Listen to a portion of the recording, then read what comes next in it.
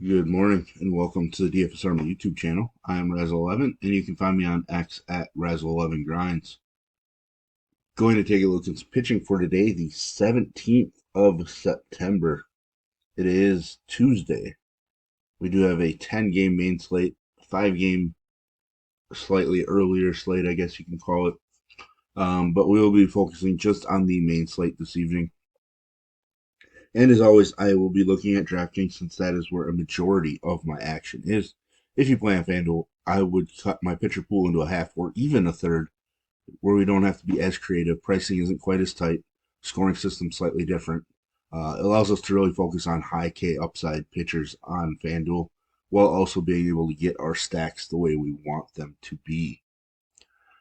With that said, I have not seen anything about weather yet, so I will just assume we are playing clear tonight.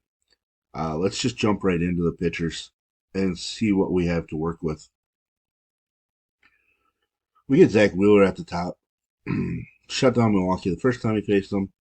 Um, hasn't quite been quite as dominant on the road, but he's still been extremely good. 2 earned runs or less in every start since the end of July. Over a month and a half worth of starts. Just steady and strong. Hasn't had a double-digit K game since early May. I think there's enough upside here that we want to play him. Obviously, Milwaukee seems to put up some runs at times, but he's a minus 142 favorite. Game total of just 7. So that's going to be a strong one for us to target. K prop of 7.5. Juice is on the under, but still, I assume that is tied at the top for the top K prop on the slate. It looks like he's tied with Cole Reagans at 7.5. Slightly better odds for Wheeler to get there. So definitely the strongest K prop on the slate. Speaking of Cole Reagans, taking on Detroit, has absolutely dominated the Tigers this season. 2 starts, 18 strikeouts. He's been slightly better when on the road, but his K numbers are so strong at home. Such a great spot. Like I mentioned, K prop of 7.5. Juice on the under, but still a 7.5 K prop is pretty strong. He is a minus 170 favorite. So I do think that he'll be more popular than Zach Wheeler, which means we can get some GPP leverage in that regard. But again, I look to go overweight on every pitcher in my pool. It's just my style. Um, so I expect myself to be somewhat heavy Cole Reagans by the end of the night. Uh, Michael King, not really going to take him against Houston, but he's been really good at home from a K number. Problem is, Houston doesn't strike out a whole lot overall, so I think he's worth the fade. Nathan Eovaldi has been at his best when pitching at home, which is where he's at this evening. Coming off of a rough start where he gave up 3 home runs.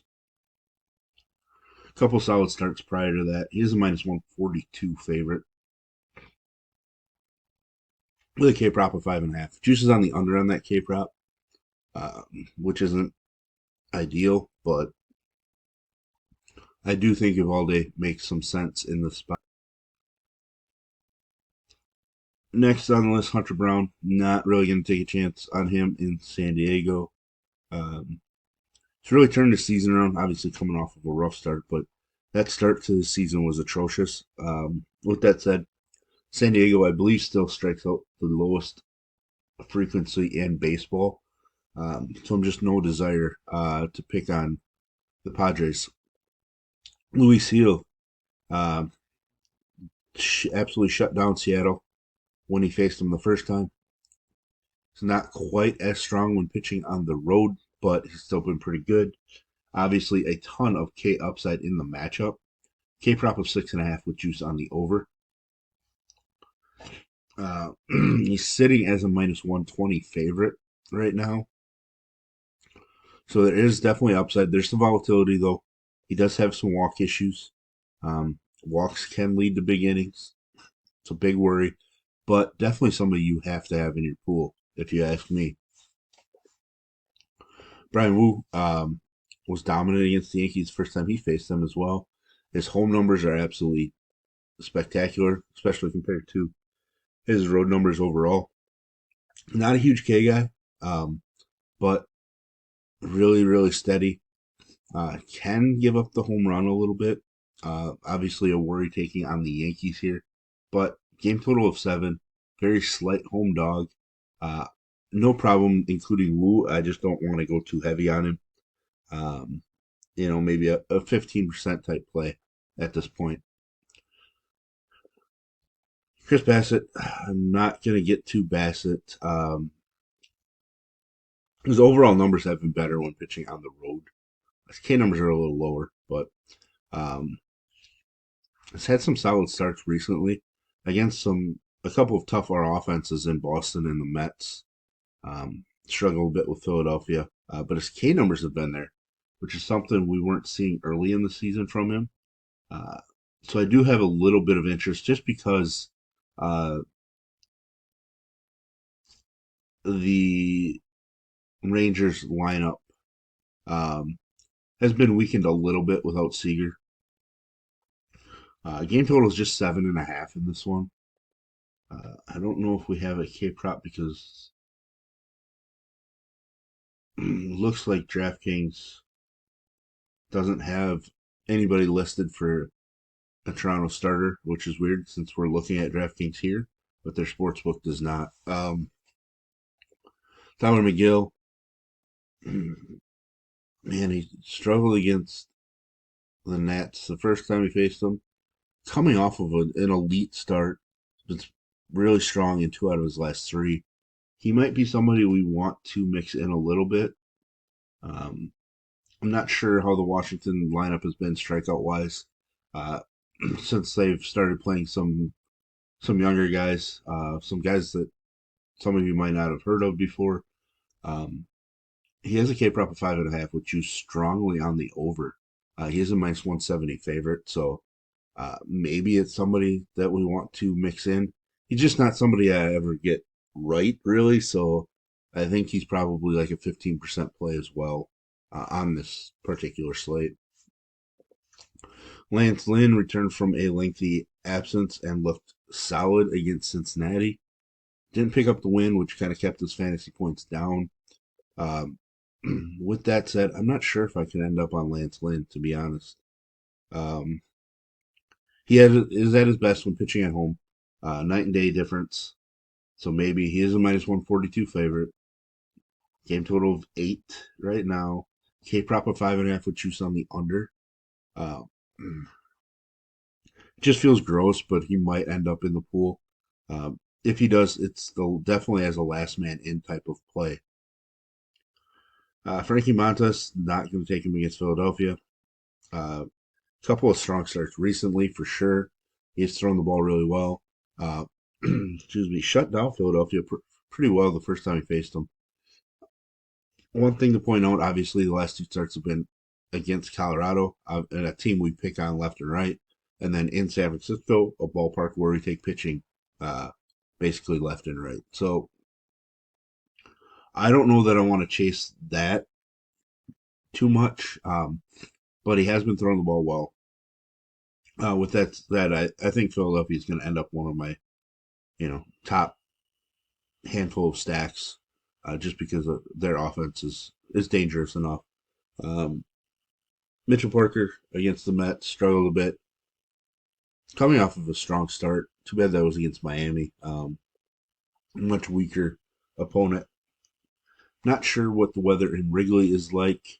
I don't think we're going to go to Mitch Spence at all. Um, I don't know that we're going to go to Jordan Wicks at all either, um, unless we find out the wind's blowing straight in. Probably could look at the game total here quickly. Sitting at 8.5, I don't believe the wind is blowing in, um, but we shall see as the day goes on. Nobody else really down here that intrigues me all that much. Um, Bailey faltered against St. Louis. They don't really strike out a ton. He's coming off of a strong performance again against Miami. Uh, he is just a slight dog, which obviously interests me enough. But his K prop's just 4.5 with juice very strongly on the under. I wish we could trust Jordan Montgomery. I think had been moved to the bullpen, and even then, like not striking anybody out over multiple innings. He's just not looking great. Uh, so I just don't think we can trust him. Obviously, Griffin Cannon gets the matchup we want. Problem is he's coming off an atrocious start. The White Sox just lit up Reed Detmers, who we absolutely loved. But I mean, Griffin Canning shut down Toronto. Obviously, not a huge thing. Went into or faced LA. He was at home and shut them down. Um, this might be a guy that's going to draw some ownership, and I'm not sure what to do. Kind of like maybe Lance Lynn.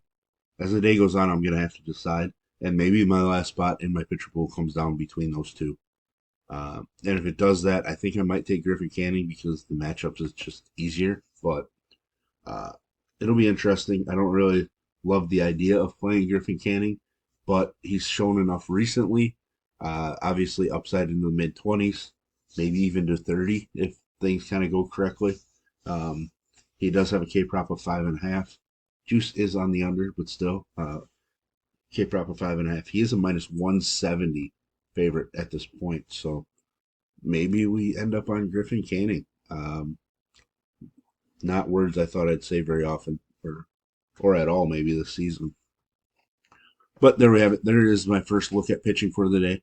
If you enjoy what I bring to you, please hit the like button, hit the subscribe button, turn the notification bell on, get the alert anytime we drop videos here at DFS Army.